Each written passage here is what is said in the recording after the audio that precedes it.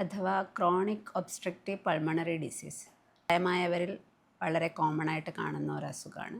ഒരു 40 വയസ്സിനൊക്കെ മുകളിൽ പ്രായമുള്ളവരിൽ നമ്മുടെ ശ്വാസനാളി അഥവാ ശ്വാസകോശത്തിലേക്ക് കടന്നു പോകുന്ന ട്യൂബുകൾ അത് ചുരുങ്ങിപ്പോകുന്ന അവസ്ഥയാണ്.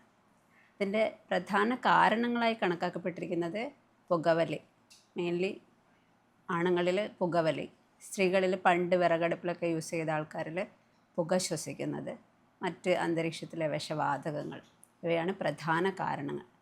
എന്തൊക്കെയാണ് ഈ അസുഖത്തിൻ്റെ ലക്ഷണങ്ങൾ?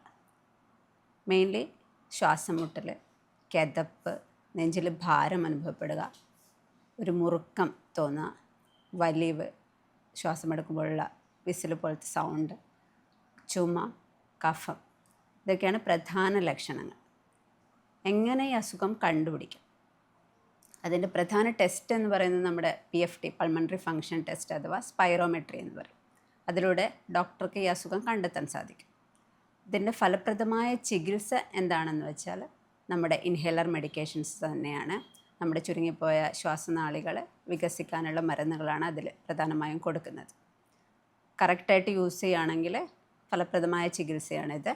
കൂടാതെ ബ്രീത്തിങ് എക്സസൈസസ്, നമ്മുടെ റെസ്പിറേറ്ററി മസിൽസ് സ്ട്രെങ്ത് കൂട്ടാനുള്ള എക്സസൈസ്, ഇതൊക്കെയാണ് സപ്പോർട്ടീവ് ട്രീറ്റ്മെൻറ്റ്.